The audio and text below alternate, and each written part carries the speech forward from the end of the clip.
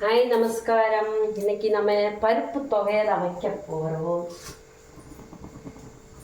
உடனடி சமையலுக்கு பருப்பு தொகையல் அரைக்கலாமா? இதுக்கு தேவை துருவின தேங்காய், கட்ட புளி, ஒரு பிடி கருவேப்பிலை, 6-7 மிளகாய் வத்தல், மல்லி, வறுத்த மல்லி, துவரம்பருப்பு, ஒரு துண்டு பெருங்காயம், உப்பு, இதெல்லாம் சேர்த்து நம்ம வறுத்து தண்ணி விட்டு அரைச்சிக்கலாம், இல்லைன்னா பொடியாகவும் அரைச்சிக்கலாம். இதான் பருப்பு தொகையல். செய்யலாமா?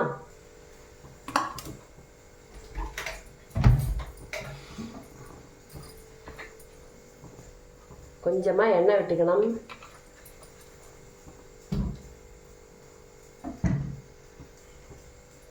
ஃபஸ்ட்டு காயம் போட்டு பொரிச்சு எடுத்துக்கலாம்.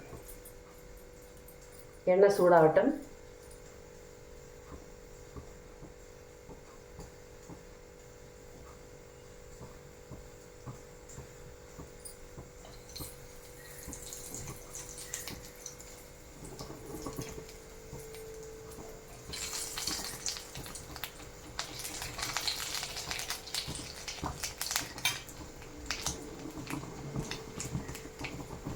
பருப்பு தொகையில் சாதாரண பூண்டும் வச்சு அரைக்கிறது உண்டு கிராமத்தில். நான் இன்றைக்கி பெருங்காயம் யூஸ் பண்ணி அரைக்க போகிறேன்.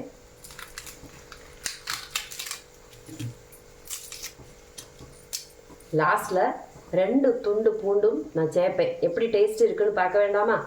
பெருங்காயம் தான் நான் அரைக்கிறதுக்கு உத்தேசிச்சிருந்தேன். 2 துண்டு பூண்டும் கூட போட்டுக்கலாம். பூண்டு வறுத்து பொடிக்கும்போது நல்ல ஒரு ஸ்மெல் கிடைக்கும். ஸோ அதுக்காக இந்த 2 தூள் பூண்டு நான் சேர்த்துக்க போகிறேன். இப்போ பெருங்காயம் நல்லா பொரிஞ்சாச்சு.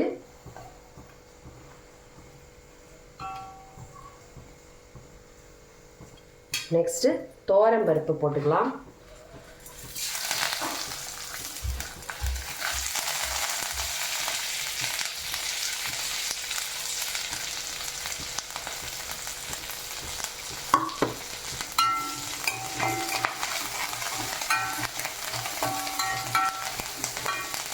கருவேப்பிலை தாராளமாக போட்டுக்கலாம். கருவேப்பிலை நல்ல வாசனை கொடுக்கும். பருப்பு கொஞ்சம் செவக்கணும். உள்ளே இருக்க அந்த கேஸ் எல்லாம் வெளியில் போய் அதுக்கப்புறமா சூடாகி அப்புறம்தான் செவக்கும். ஸோ 3 ஸ்டேஜ் இருக்குது பருப்புக்கு. வெயிட் பண்ணணும். முள்ளை தான் வறுத்து கிடைக்கும், ஃபாஸ்ட்டாக பண்ண முடியாது. எண்ணெய் விட்டுருக்கோம், தேவையான எண்ணெய் விட்டுருக்கோம். வரமிளகாய், கருவேப்பிலை, துவரம்பருப்பு, ஒரு பெரிய இவ்வளோ பெரிய டேபிள் ஸ்பூனில் 1 ஸ்பூன் பருப்பு துவரம்பருப்பு எடுத்துருக்கேன்.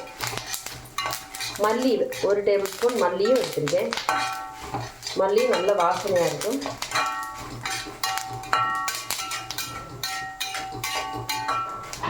இதெல்லாம் கிராமத்து துவையல், அம்மியில் வச்சு அரைக்கப்பட்ட துவையல். இதே மாதிரி மிளகா, கருவேப்பிலையும் புளியும் வச்சு துவையல் அரைக்கிறது உண்டு. துவரம்பருப்பு துவையல் மாதிரி உளுந்து துவையலும் எள்ளு துவையலும் கூட இப்படி தான் அரைக்கணும்.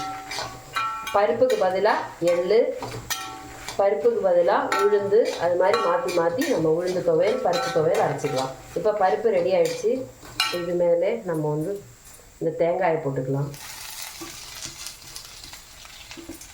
பருப்பு நல்லா கிறிஸ்பானதுக்கு அப்புறம்தான் தேங்காய் போட்டுக்கணும்.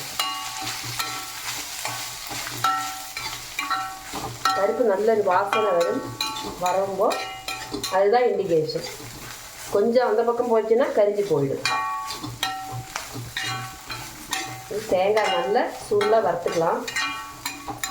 கொஞ்சம் கிறிஸ்பியாக வர வரைக்கும் தேங்காய் வறுத்துக்கலாம். அதனால ரொம்ப நாள் அது கெட்டு போகாமல் இருக்கும். இது தண்ணி விட்டு அரைச்சிக்கலாம், பொடி பண்ணியும் வச்சுக்கலாம். பொடி பண்ணி வச்சுக்கிட்டா சாதம் உதிராக இருக்கிற சாதத்தில் 1 டேபிள் ஸ்பூன் போட்டு பிசைஞ்சு பருப்பு பொடி சாதம் மாதிரி சாப்பிட்டுக்கலாம். தேங்காயும் மல்லியும் கூட இருக்கிறதுனால நல்லா டேஸ்டியாக இருக்கும். இதில் கொஞ்சமாக மிளகுத்தூள் போட்டுக்கலாம். இது என்னோட ரெசிபி, மிளகுத்தூள். அது மாதிரி கொஞ்சமாக ஜீரகமும் போட்டுக்கலாம். இதுவும் என்னோட ரெசிபி தான், என்னோட இஷ்டத்துக்கு நான் போட்டுக்கிறேன். மிளகு சீரகம் சேர்த்துக்கிட்டால் நல்ல ஒரு ரசத்தோட ஸ்மெல் வரும். மொத்தத்தில் ஒரு சாம்பாருக்குள்ள வரவு இதாகும். சாதாரண நம்ம சாம்பாருக்கு வர ஸ்டவ் ஆஃப் பண்ணியாச்சு, கறி ஆரம்பிச்சிடும். சட்டி நல்லா ஹீட்டாக இருக்கிறதுனால இந்த ஹீட்டிலேயே நமக்கு கறியட்டை வரவட்டம். இதில் இப்போ 2 பூண்டும் கூட நான் சேர்த்துக்கிறேன். இப்போ நமக்கு இதுவே நம்ம புளியும் கூட சேர்த்து வறுத்துக்கலாம். இப்போ இது மொத்தத்தில் பருப்பை வேக வச்சு இதை கரைச்சி விட்டால் பெரும் பருப்பு சாதம் ஆயிடுச்சு, பருப்பு குழம்பு ஆயாச்சு. ஏன்னா குழம்புக்குள்ள மசாலா இதெல்லாம் இதுவே இந்த மசாலா தான் உங்களுக்கு புளி குழம்புக்கு எடுத்துக்கலாம், வத்த குழம்புக்கு எடுத்துக்கலாம், தாளகத்துக்கு எடுத்துக்கலாம், எல்லாத்துக்கும் இந்த இது கொள்ளலாம். நான் இதில் கடலைப்பருப்பு வெந்தயம் சேர்க்கலை, அதுக்கு பதிலாக துவரம் பருப்பு தான் சேர்த்துருக்கேன், மிளகு சீரகம் சேர்த்துருக்கேன். மல்லி மிளகா துவரம்பருப்பு, மல்லி மிளகா துவரம்பருப்பு, மிளகு சீரகம் பெருங்காயம், கருவேப்பிலை, இவ்வளோ புளி சேர்த்துருக்கேன், புளி வேணும், 2 பூண்டு சேர்த்துருக்கேன். இது பொடிச்சு வைக்கும்போது நல்ல ஒரு வாசனை வரும். இதிலே நம்ம உப்பும் சேர்த்துக்கலாம்.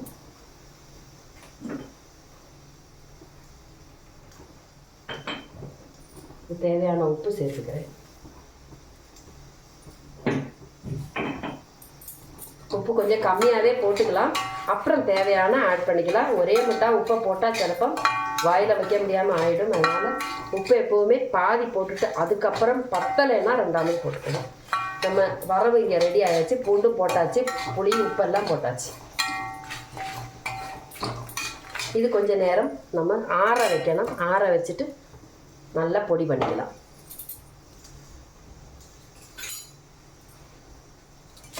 நான் பருப்பு துவையல், இது துவையல் அப்படி வேணும்னு சொன்னால் உங்களுக்கு நிறைய பேர் உண்டு, அன்னைக்கே தீந்துடும் அப்படின்னு சொன்னால் கொஞ்சம் தண்ணி தெளித்து நல்லா அரைச்சிக்கலாம். இல்லை ரொம்ப நாள் நான் ஒரே ஒரு ஆள் தான் இருக்கேன், இத்தனையும் குவான்டிட்டி எனக்கு தீராது அப்படின்னு சொன்னால் இதை பொடி பண்ணி வச்சுக்கலாம். லைட்டாக சர்க்கரையை சேர்த்து பொடி பண்ணி வச்சுக்கலாம். இதுக்கு அந்த சம்மந்தி பொடின்னு சொல்லி கேரளாவில் சொல்லுவாள். சம்மந்தி பொடியில் அவள் உளுந்தும் கடலைப்பருப்பும் சேர்த்துப்பா. நம்ம இதில் துவரம்பருப்பு ஃப்ளேவர் கொண்டு வந்திருக்கோம். துவரைப்பருப்பு ஸ்பெஷல் துவையல், அதனால துவரம்பருப்பு தான் இதோட ஹீரோ. இதில் உளுந்து கடலைப்பருப்பு எல்லாம் கூட சேர்த்து ஜங்க் ஆக்கக்கூடாது. ஏன்னா இதெல்லாம் ஓரோ ஃப்ளேவர். இப்போ உளுந்து துவையல் அப்படின்னா உளுந்து போட்டுக்கலாம், சாம்பாருக்குன்னா கடலைப்பருப்பு போட்டுக்கலாம். இது துவரம்பருப்பு துவையல் ஆனதுனால நான் துவரம்பருப்பு பருப்பில் ஒரே ஒரு பருப்பு தான் நான் சேர்த்துருக்கேன், துவரம்பருப்பு. பாக்கி தேங்காய் தேங்காய், மல்லி, மிளகாய் இதெல்லாம் காமன். பூண்டும் சேர்த்துருக்கேன், காயமும் சேர்த்துருக்கேன். இது எல்லாமே உடம்புக்கு ரொம்ப ரொம்ப நல்லது. இது பொடி பண்ணி நம்ம நல்லா காய வச்சுட்டு டப்பாவில் வச்சுட்டோம், 2 சர்க்கரையும் கூட போட்டு வச்சுட்டோம்னா ஒரு 1 வீக்கு சுகமாக சாப்பிடலாம்.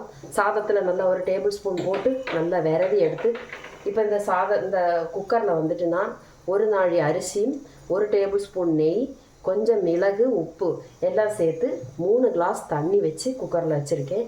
இந்த சாதம் வெந்து உதிரானதுக்கப்புறம் பேசனில் போட்டு நல்லா ஆற வச்சுட்டு இந்த பொடியில் 1 டேபிள் ஸ்பூன் போட்டு மிக்ஸ் பண்ணினா பருப்பு பொடி சாதம் ரெடி.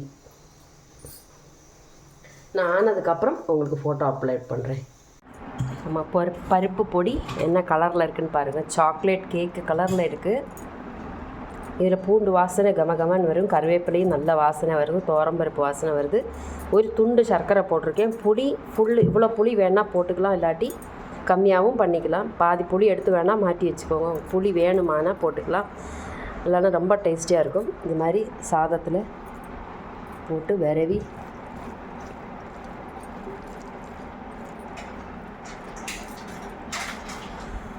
சாப்பிடலாம். இது ஒரு புளியோதரையோடையெல்லாம் ஒரு டேஸ்ட்டு வரும். புளியோதரைக்கும் இந்த மிக்ஸி யூஸ் பண்ணிக்கலாம்.